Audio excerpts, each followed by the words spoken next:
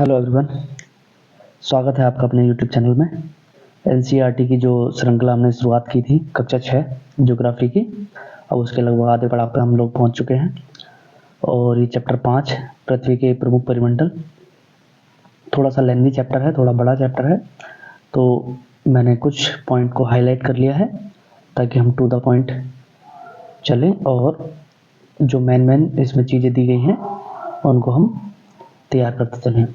तो चैनल पर अगर नए हैं तो चैनल को सब्सक्राइब जरूर कर लें और बेल आइकन को प्रेस कर लें। बाकी जैसी आपकी कुछ सजेशन हो उसको आप कमेंट में ज़रूर पिन करते चलें। तो बिना देरी करे शुरुआत करते हैं। चैप्टर 5 पृथ्वी के प्रमुख परिमंडल, आइए शुरू करते हैं। क्या क्या दिया गया? तो जैसे कि आप पहले अध्याय में पढ़ चुके हैं, पृथ्वी एकमात्र ऐसा ग्रह है जहाँ जीवन है। तो ये हम बचपन से ही जानते हैं, छोटी सी बात है। पृथ्वी एकमात्र ऐसा ग्रह है जहाँ जीवन है। मानव यहाँ जीवित रह सकता है क्योंकि बताया गया है, क्योंकि जो जीने के लिए आवश्यक तत्व हैं जैसे भूमि, जल, हवा, पृथ्वी पर ही मौजूद है। ठीक है, तो इन्होंने बताया कि पृथ्वी एकमात्र ऐसा ग्रह है जहाँ पर जीवन संभव है और जो जीवित रहने के लिए, किसी प्राणी को जीवित रहने के लिए जो भी चीज़ें आवश्यक होती हैं, भूमि, जल, हवा, ये सभी पृथ्वी पर मौजूद हैं। पृथ्वी की सतह ऐसी है जिसमें पर्यावरण के तीनों प्रमुख घटक आपस में मिलते हैं तथा एक दूसरे को प्रभावित करते हैं। ठीक है, पृथ्वी का ठोस भाग जिस पर हम रहते हैं उसे भूमंडल कहते हैं। तो भूमंडल की परिभाषा दी है, पृथ्वी का ऐसा भाग या पृथ्वी का वह भाग, ठोस भाग जिस पर हम रहते हैं वो भूमंडल कहलाता है। आगे, गैस की परतें जो पृथ्वी को चारों ओर से घेरे रहती हैं या घेरती हैं उसे वायुमंडल कहते हैं। अगर हम कहें तो हमारी पृथ्वी को एक कंबल के भांति गैसों ने घेरा हुआ है जिसको हम क्या कहते हैं? वायुमंडल। आगे, ऑक्सीजन, नाइट्रोजन, कार्बन डाइऑक्साइड तथा दूसरी गैसें पाई जाती हैं। तो गैसों के प्रकार भी बताए हैं कि यहाँ पे कौन कौन सी गैसें मिलती हैं। इसमें अभी तक हमने जो पढ़ा, पृथ्वी एकमात्र ऐसा ग्रह है पूरे ब्रह्मांड में, जहाँ तक हमारे जो वैज्ञानिक हैं उन्होंने जितनी खोज की है हमारे 7-8 ग्रहों के बारे में, उसमें पृथ्वी एकमात्र ऐसा ग्रह है जहाँ पर जीवन मौजूद है। उसके क्या कारण है? क्योंकि वहाँ पर जो जीने के लिए जो चीज़ें आवश्यक हैं, भूमि, जल, हवा, वो सब मौजूद हैं। दूसरी लाइन इन्होंने बोली है कि भूमंडल की परिभाषा की पृथ्वी का वह भाग जो ठोस है जिस पर हम रहते हैं वह क्या है? भूमंडल है। उसके अलावा वायुमंडल की परिभाषा दी है कि जो गैस हैं, गैस की जो परतें हैं जो पृथ्वी को चारों ओर से घेरती हैं, वायुमंडल कहा जाता है। और इसमें क्या क्या है? ऑक्सीजन, नाइट्रोजन, कार्बन डाइऑक्साइड तथा अन्य गैसें। उसमें बहुत सारी हीलियम वगैरह भी है जो कि बहुत कम मात्रा में है। आगे बढ़ते हैं। पृथ्वी के बहुत बड़े भाग पर जल पाया जाता है जिसे जलमंडल कहते हैं। अब यहाँ पर 3 परिभाषाएं दे दी इन्होंने, भूमंडल, वायुमंडल और जलमंडल। भूमंडल वह ठोस परत जिस पर हम रहते हैं, वायुमंडल वो जो पृथ्वी को चारों तरफ से घेरे हुए है, और जलमंडल वो एक बड़ा भूभाग जिस पर बड़े जलाशय हैं। ठीक है, जलमंडल में सभी अवस्थाएं शामिल हैं जैसे बर्फ, जल और जलवाष्प। ठीक है, अवस्थाओं के बारे में आपने साइंस की अपनी कक्षा में पढ़ा हुआ कि पानी बर्फ में भी मिलता है, लिक्विड में मिलता है यानी जल में, और जलवाष्प में भी, वेपोरेट में। ठीक है, जीवमंडल एक सीमित क्षेत्र है जहां स्थल, जल एवं हवा एक साथ मिलते हैं, जहाँ सभी प्रकार के जीवन पाए जाते हैं। अब इन्होंने जीवमंडल शब्द बताया है, वो एक ऐसा शब्द है, ये जीवमंडल, मैं जीवमंडल बताता हूँ आपको। तो ये वाला क्षेत्र ये जीवमंडल है जहाँ पर ये बताते हैं कि स्थल, जल और हवा यानी कि गैस वाला क्षेत्र, वायुमंडल, ये तीनों चीज यहाँ पर मिलती हैं। तो ये है हमारा जीवमंडल। ठीक है, नेक्स्ट। इसमें कुछ ग्रीक शब्दों को भी बताया गया, ये भी वन लाइनर फैक्ट में आपको मिल जाते हैं। क्या बताया इन्होंने? ग्रीक भाषा में लिथास का अर्थ होता है पत्थर, एटमास का अर्थ होता है बाष्प, और ह्यूडर का अर्थ होता है जल, बायोस का अर्थ है जीवन। ठीक है, तो इनको भी आप अच्छे से याद रखें। आगे भूमंडल के बारे में बताया गया है, चलिए पढ़ते हैं भूमंडल के बारे में। भूमंडल पृथ्वी के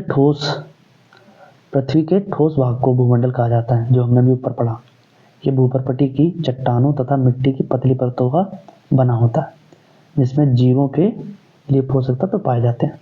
तो ये एक मेन हेडिंग है इनके लिए। अगर भूमंडल की परिभाषा बतानी हो तो आप इसको लिखेंगे, पृथ्वी के ठोस भाग को भूमंडल कहा जाता है। यह भूपर्पटी की चट्टानों तथा मिट्टी की पतली परत का बना होता है, जिसमें जीवों के लिए पोषक तत्व पाए जाते हैं। आगे, पृथ्वी की सतह को 2 भागों में बांटा जा सकता है।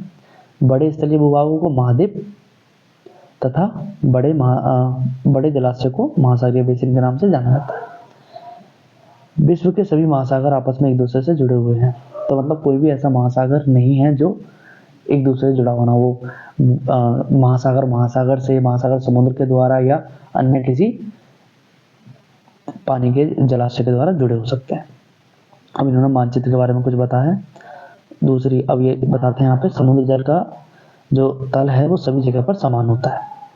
इस तल की ऊंचाई को समुद्र तल से मापा जाता है, जिसे शून्य कहा जाता है। अब ये मैप दिया है इन्होंने, इस मैप पे बहुत सारी चीजें बताई गई हैं।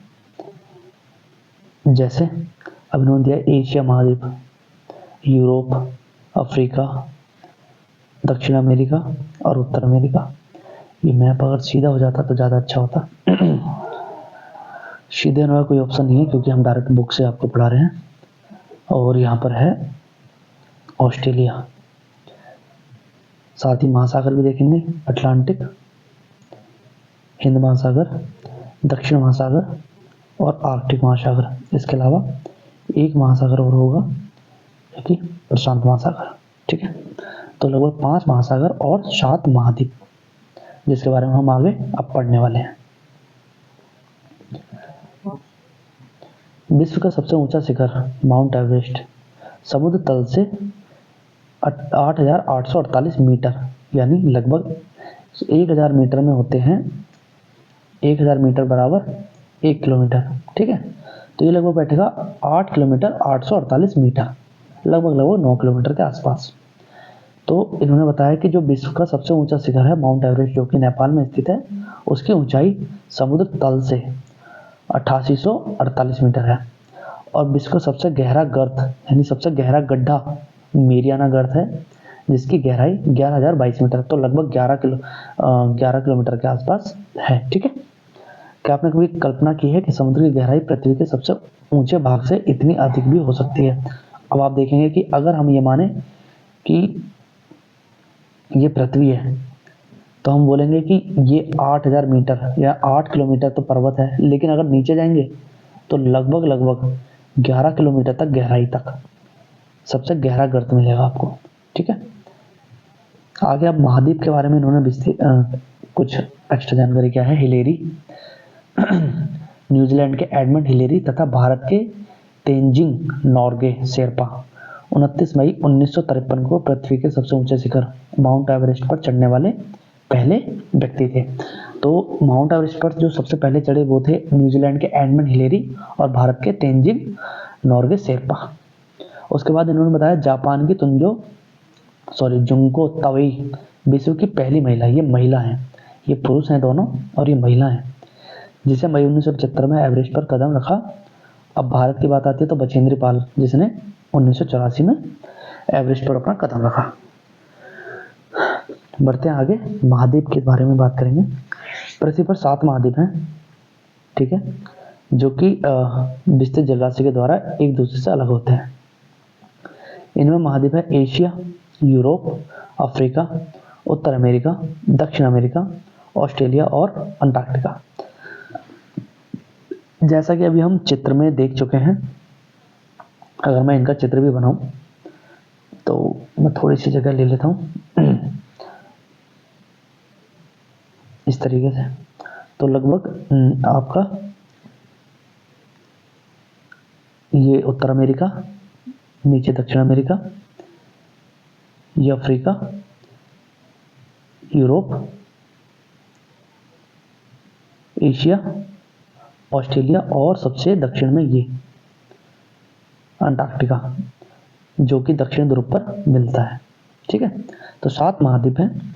इसी के साथ सबसे बड़ा प्रशांत महासागर, अटलांटिक महासागर, दक्षिण महासागर, आर्कटिक महासागर और हिंद महासागर, 5 महासागर। ठीक है, आपको इनकी लोकेशन याद रखनी है अभी तक हमने जो पढ़ा है उसके बारे में। ठीक है, चलते हैं आगे। एशिया विश्व का सबसे बड़ा महाद्वीप है, जिसमें कि हमारा प्यारा देश भारत भी है। एशिया महाद्वीप में भारत पड़ता है, ये आपको पता है। तो एशिया विश्व का सबसे बड़ा महाद्वीप है। ये पृथ्वी के कुल क्षेत्रफल के 1/3 भाग में फैला हुआ है। पृथ्वी के कुल 1/3 पार्ट में लगभग इतना। हालांकि पृथ्वी बहुत बड़ी है, ये मैंने एक छोटा सा पैमाना बताया, जैसा लास्ट चैप्टर में आपको खाके के बारे में बताया था। खाका हमने तैयार किया था, इतना बड़ा नहीं है। तो ठीक है, आगे। यह महाद्वीप पूर्वी गोलार्ध में स्थित है। कर्क रेखा इस महाद्वीप से होकर गुजरती है।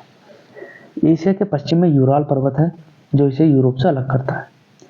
यूरोप एवं एशिया को संयुक्त रूप से यूरेशिया कहा जाता है। अभी जैसा मैंने आपको बना के दिखाया यहाँ पर, मैं एक बार फिर दिखाता हूँ। जब हम ये हमारा लगभग इतना बड़ा एशिया और यहाँ पर यूरोप, तो इनके बीच में यहाँ पर यूराल पर्वत है जो इन दोनों को बांटता है। अब जब हम बात करेंगे, ऐसे डिवाइड करेंगे, तो ये पड़ेगा हमारा उत्तर पूर्व में। तो एशिया महाद्वीप उत्तर पूर्व में है और संयुक्त रूप से एशिया और यूरोप को यूरेशिया के नाम से जाना जाता है। यूरोप एशिया से बहुत छोटा है, मतलब काफ़ी छोटा महाद्वीप है, 6 नंबर पर आता है। ये महाद्वीप एशिया के पश्चिम में आर्कटिक वृत्त इससे होकर गुजरता है। जो हमने अभी व्रत पढ़े थे कुछ, ये ट्रॉपिक ऑफ कैंसर और कर्क रेखा, मकर रेखा, उसके बाद आर्कटिक वृत्त पढ़ा था हमने इस तरीके से। तो ये यूरोप महाद्वीप से होकर गुजरता है। ये 3 तरफ से जल से घिरा हुआ है। 3 तरफ से जल से घिरा हुआ है। एक बार चलते हैं, देखते हैं। ये 3 तरफ से, पहला और दूसरा एंड तीसरा, 3 तरफ से जल से घिरा हुआ है। तो इसके बारे में बात की गई है। विश्व के मानचित्र को देखिए और इसकी स्थिति का पता लगाइए। अफ्रीका एशिया के बाद विश्व का दूसरा सबसे बड़ा महाद्वीप है। विषुवत वृत्त यानी 0 डिग्री अक्षांश इस महाद्वीप के लगभग मध्य भाग से गुजरता है। तो लगभग इस तरीके से अफ्रीका महाद्वीप है, जहाँ सबसे बीच में से 0 डिग्री, ऊपर से 23 1/2 कर्क रेखा और सबसे दक्षिण से मकर रेखा 23 1/2 साउथ। ठीक है, तो एकमात्र महाद्वीप ऐसा है जिसमें से तीनों रेखाएं गुजरती हैं।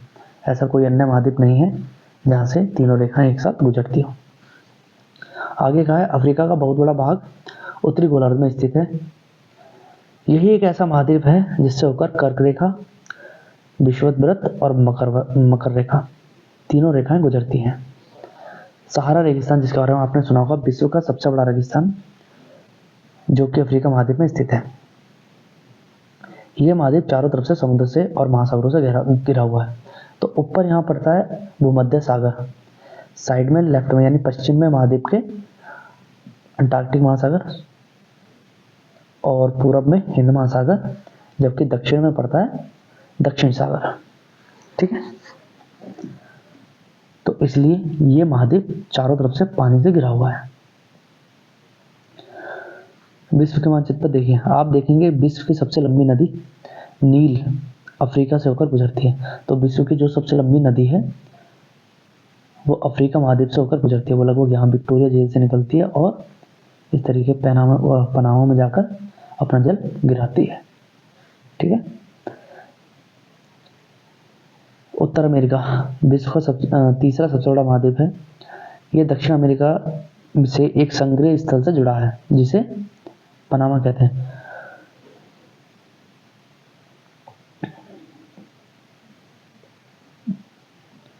तो ये वो जल संधि है या स्थल संधि है जो पनामा है। उत्तर अमेरिका, दक्षिण अमेरिका जो जुड़े हुए हैं। यह महाद्वीप पूरी तरह उत्तरी एवं पश्चिमी गोलार्ध में स्थित है। अगर हम बात करें तो ये लगभग यहाँ स्थित है। ठीक है, दक्षिण अमेरिका का अधिकांश भाग दक्षिण गोलार्ध में स्थित है। इसके पूर्व एवं पश्चिम में कौन से 2 महासागर हैं बताइए? तो पूर्व में आपको मिलेगा अटलांटिक महासागर, पश्चिम में आपको मिलेगा हिंद महासागर। ठीक है, आगे कहते हैं कि विश्व की जो सबसे लंबी पर्वत श्रृंखला है वो एंडीज है, जो इसके उत्तर से दक्षिण में फैली हुई है। तो एंडीज की जो लोकेशन है वो लगभग इस प्रकार की है, ये एंडीज है। तो विश्व की सबसे लंबी श्रृंखला एंडीज दक्षिण अमेरिका में उत्तर से दक्षिण की ओर फैली हुई है। आगे बताते हैं कि दक्षिण अमेरिका में विश्व का सबसे बड़ा नदी बेसिन है जो अमेजन नदी का बेसिन है। अमेजन नदी कुछ इस प्रकार से बहती है, ये सबसे बड़ा नदी बेसिन है। अमेजन के जंगल जो कि पृथ्वी के फेफड़े के नाम से भी मशहूर हैं, वो दक्षिण अमेरिका में ही पाए जाते हैं। ठीक है, आगे ऑस्ट्रेलिया के बारे में बताया गया। ऑस्ट्रेलिया विश्व का सबसे छोटा महाद्वीप है जो पूरी तरह से दक्षिण गोलार्ध में स्थित है। ये चारों तरफ से महासागरों तथा समुद्रों से घिरा है। इसे द्वीपीय महाद्वीप भी कहा जाता है। ठीक है, ये एक्स्ट्रा इन्फॉर्मेशन है, आप इसको याद रखें। अंटार्कटिक एक बहुत बड़ा महाद्वीप है जो कि कहाँ मिलता है हमें, हम बात करेंगे तो ये मिलेगा लगभग साउथ पोल पर, जो कि दक्षिण गोलार्ध में स्थित है। दक्षिण ध्रुव इस महाद्वीप के मध्य में है, बिल्कुल मध्य में। क्योंकि यह ध्रुव दक्षिण ध्रुव में स्थित है, इसलिए यह हमेशा मोटी बर्फ की परतों से ढका रहता है। यहाँ किसी भी प्रकार का स्थायी मानव निवास नहीं है। बहुत से देशों ने यहाँ शोध केंद्र यानी कि रिसर्च सेंटर बनाए हुए हैं, जिसमें भारत के भी हैं 2, मैत्री और भारती। ये भी हमने जो पढ़ा वो स्थलमंडल के बारे में, उसके महासागर या जो महाद्वीप हैं पृथ्वी पर विद्यमान उनके बारे में हमने पढ़ा। अब पढ़ते हैं जलमंडल के बारे में। पृथ्वी को नीला ग्रह कहा जाता है। किस लिए कहा जाता है? क्योंकि पृथ्वी का 71% या प्रतिशत भाग पर जल, जबकि 29% भाग पर स्थल मौजूद है। जलमंडल में जल के सभी स्वरूप, जिसमें महासागर, नदियाँ, झीलें, हिम नदियाँ, भूमिगत जल, वायुमंडल की जलवाष्प सभी सम्मिलित हैं। तो इन्होंने क्या क्या बताया है? महासागर, जो अभी हमने 5 महासागर पढ़े वो, उसके अलावा नदियाँ जो कि 7 महाद्वीप में जितनी नदियाँ मौजूद हैं वे सभी, झीलें, हिम नदियाँ जो कि बर्फ की टोपियाँ हैं, भूमिगत जल और वायुमंडल की जलवाष्प, जिसके थ्रू वायुमंडल में ह्यूमिडिटी रहती है या वर्षा का भी रीजन है जलवाष्प। पृथ्वी पर पाए जाने वाले 97% जल से अधिक भाग महासागरों में पाया जाता है। मतलब पृथ्वी पर जितना भी जल है, अगर हम बोलें लगभग 100% जल है, तो उसका 97% सिर्फ महासागरों में जो खारा है, ठीक है, वह इतना अधिक खारा है कि हम उसे नहीं पी सकते। उसके अलावा मानव के उपयोग में नहीं आ सकता समुद्र का जल। शेष जल का बहुत बड़ा भाग बर्फ की परतों पर एवं हिमनदियों तथा भूमिगत जल के रूप में पाया जाता है। अगर हम बात करें तो 97% तो लगभग हो गया आपका महासागरों में, जो कि खारा है। उसके अलावा एक बहुत बड़ा भाग, लगभग 2.5%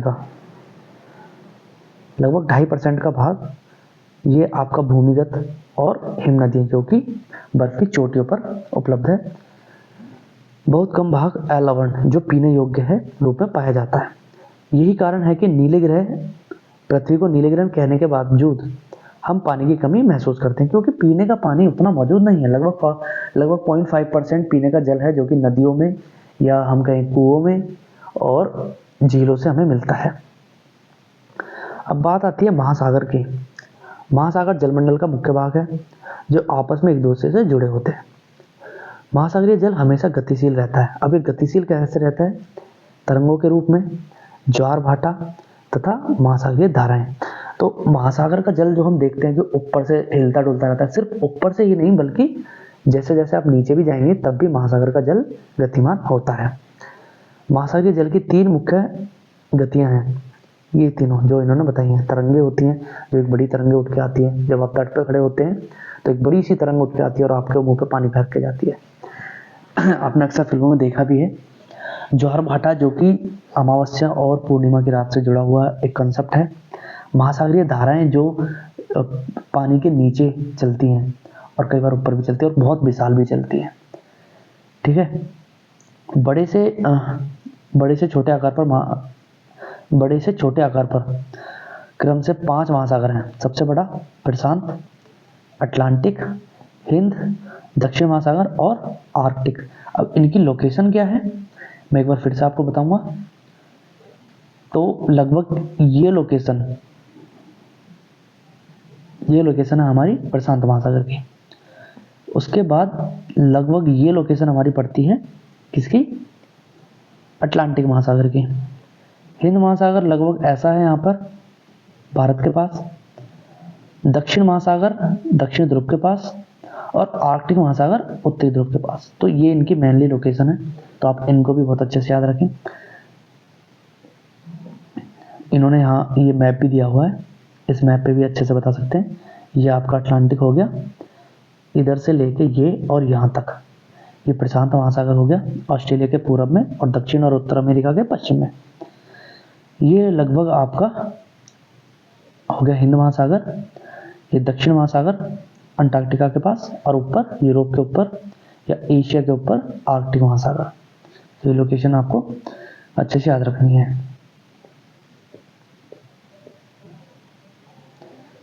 प्रशांत महासागर सबसे बड़ा महासागर है, ये पृथ्वी के 1/3 भाग पर फैला हुआ है। पृथ्वी का सबसे गहरा भाग मेरियाना गर्त, जो कि हमने सबसे शुरू की लाइन में पढ़ा था, 11,022 मीटर के आसपास, वो प्रशांत महासागर में ही स्थित है। ये लगभग वृत्ताकार है। कई बार क्वेश्चन पूछ लेते हैं कि कौन सा महासागर वृत्ताकार में है, तो वो प्रशांत महासागर है। एशिया, ऑस्ट्रेलिया, उत्तर एवं दक्षिण अमेरिका इसके चारों ओर स्थित है। अभी जैसा हमने ऊपर चित्र में देखा। अटलांटिक महासागर विश्व का दूसरा सबसे बड़ा महासागर है, और ये एस भाषा के आकार में इस तरीके से, ठीक है। तो ये भी पूछ लेते हैं कि एस आकार का महासागर कौन सा है, तो वो अटलांटिक महासागर है। इसके पश्चिम किनारे उत्तर तथा दक्षिण अमेरिका और पूर्वी किनारे यूरोप और अफ्रीका से लगते हैं। अटलांटिक महासागर की तटरेखा बहुत अधिक दंतुरित है। दंतुरित का अर्थ होता है इस तरीके की कटी फटी या फिर एक सार ना होना, कहीं बड़ी कहीं छोटी, कहीं कटी हुई कहीं फटी हुई। एक समांतर रेखा का जिस तरीके से आप ये वाली लाइन देखेंगे और एक इसको देखेंगे तो दोनों में बहुत फर्क है। तो कटी फटी ये बहुत मतलब काम की रेखाएं हैं। अभी आगे इसके बारे में जैसे ही बताया गया कि अनियमित एवं दंतुरित तटरेखा प्राकृतिक पोतश्य एवं पत्तनों के लिए आदर्श स्थिति है। मतलब यहाँ पर जो बड़ी बड़ी बोट होती हैं वो आसानी से तट तक आ सकती हैं, जबकि जिनके किनारे इस तरीके खड़े होते हैं या एकसार होते हैं वहाँ पर जो पोताश्रय या जो पत्तन होते हैं वहाँ तक उनकी नाव या बड़े बड़े जो जहाज होते हैं वो वहाँ तक नहीं पहुँच पाते। कुछ कारण रहते हैं इनके ना।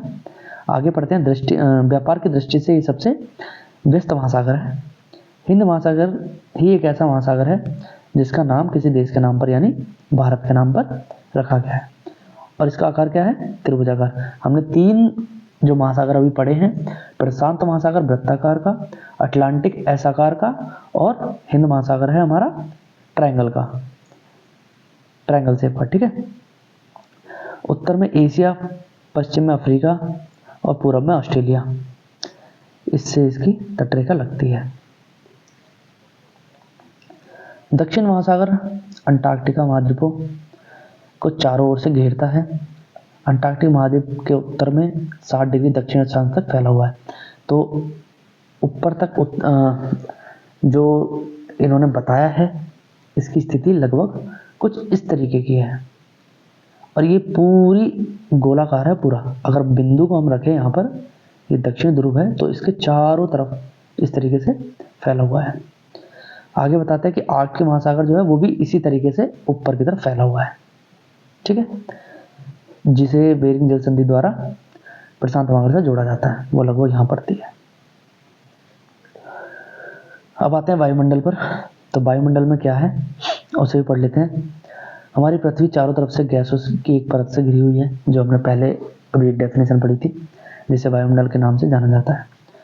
वायु की यह पतली परत इस ग्रह का महत्वपूर्ण एवं अटूट भाग है। ये एक ऐसी वायु प्रदान करती है जिससे हम लोग सांस लेते हैं, ऑक्सीजन, ऑब्वियस सी बात है। हम लोगों की सूर्य की कुछ हानिकारक किरणों से बचाता है। कौन बचाता है, तो वायुमंडल बचाता है। सूर्य से आने वाली पैरावैग्निक किरणें जिनसे हमारा वायुमंडल हमारे सुरक्षा प्राप्त करता है। वायुमंडल लगभग 1600 किलोमीटर की ऊंचाई तक फैला हुआ है। अगर हम पृथ्वी तल से बात करें तो लगभग 1600 किलोमीटर की ऊंचाई तक वायुमंडल फैला हुआ है। लेकिन क्या है कि क्या सच में जितनी ऑक्सीजन हमें नीचे जमीन के आसपास मिलती है उतनी हमें 1600 किलोमीटर के आसपास मिलेगी नहीं मिलेगी। तो वायुमंडल को उसके घटकों, तापमान और अन्य आधार पर 5 परतों में बांटा गया है। तो क्या बांटा गया है? सबसे पहले क्षोभ मंडल, फिर समताप मंडल, मध्य मंडल, आयन मंडल और बहिर्मंडल। परतों को कुछ इस तरीके से यहाँ दिखाया गया है। ये हमारी पृथ्वी है, तो पृथ्वी के साथ क्षोभ मंडल, समताप मंडल, मध्य मंडल, आयन मंडल और उसके बाद पूरा बहिर्मंडल, जैसा कि यहाँ है। तो ये किस आधार पर परतों का डिवीजन हुआ है? तो वो आधार इन्होंने बताए हैं, घटक, तापमान और अन्य कुछ आधार।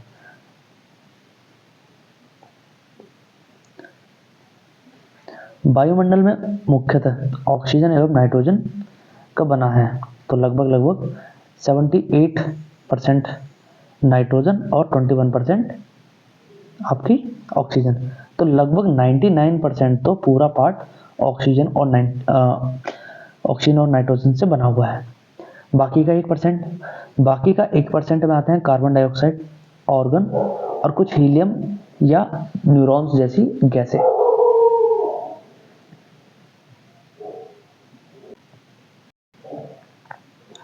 आगे, ऑक्सीजन सांस लेने के लिए आवश्यक है, जबकि नाइट्रोजन प्राणियों की वृद्धि के लिए। तो ऑक्सीजन हमारे लिए है, जबकि जो नाइट्रोजन है वो प्राणियों की वृद्धि के लिए है। कार्बन डाइऑक्साइड यद्यपि बहुत कम मात्रा में है, लेकिन ये पृथ्वी के द्वारा छोड़ी गई ऊष्मा को अवशोषित करती है। तो कार्बन डाइऑक्साइड क्या करती है? वो बहुत कम मात्रा में है और पृथ्वी के द्वारा जो छोड़ी गई ऊष्मा है, जो सूर्य से विकिरण आती है, उसको वापिस जब पृथ्वी के द्वारा छोड़ा जाता है तो उसको अवशोषित करती है, जिससे पृथ्वी गर्म रहती है और ये पौधों की वृद्धि के लिए भी आवश्यक है। ठीक है, आगे है, ऊंचाई के साथ वायुमंडल में घनत्व में भिन्नता आती है। जैसे जैसे हम पृथ्वी से सतह से ऊपर की तरफ जाएंगे वायुमंडल की तरफ, तो वायुमंडल में जो घनत्व गैसों का जो घनत्व है उसमें भिन्नता आती जाती है। यह घनत्व समुद्र तल से अधिक ऊंचाई होने के कारण होता है। इसका कुछ एग्जाम्पल दिया है, जैसे कि लगभग क्या होता है, जब पहाड़ों पर पर्वतारोही को हवा के घनत्व की कमी होने के कारण सांस लेने में कठिनाई होती है और उन्हें अलग से एक ऑक्सीजन सिलेंडर लेकर जाना पड़ता है। तो एग्जाम्पल दिया गया।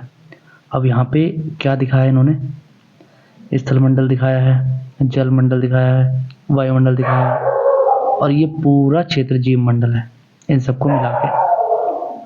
ठीक है, ऊपर की ओर जाते हैं तो तापमान घटता है।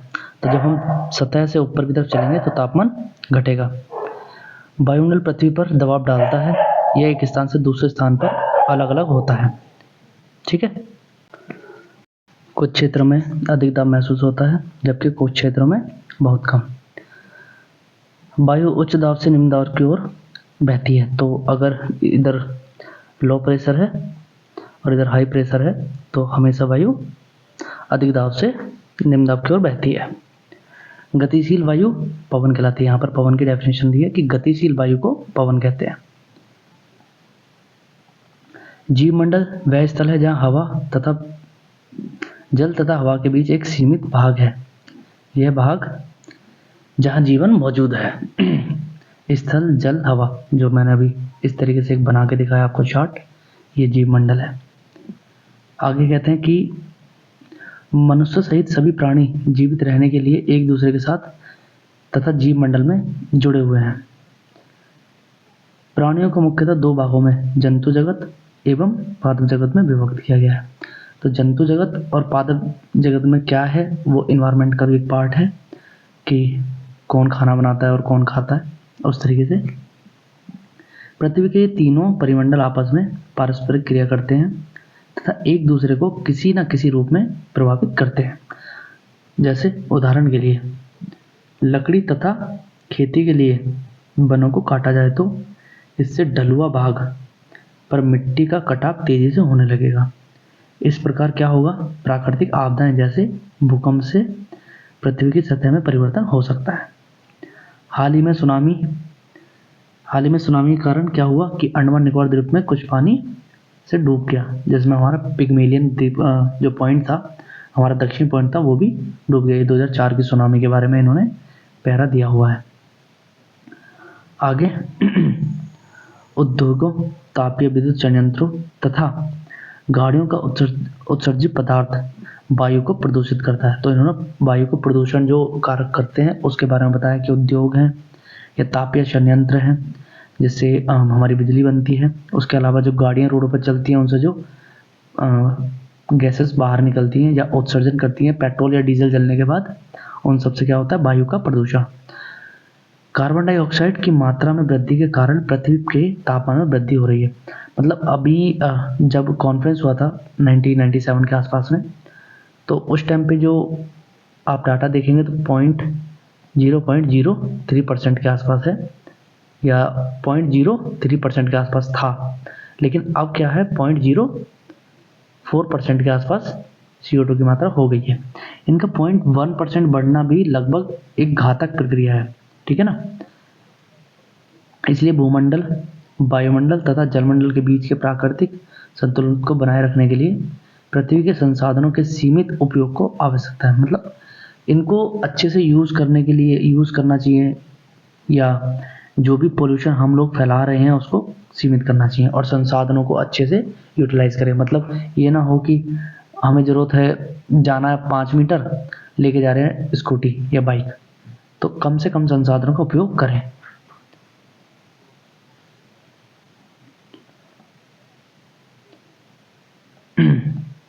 ये चैप्टर लगभग यहाँ समाप्त हो गया।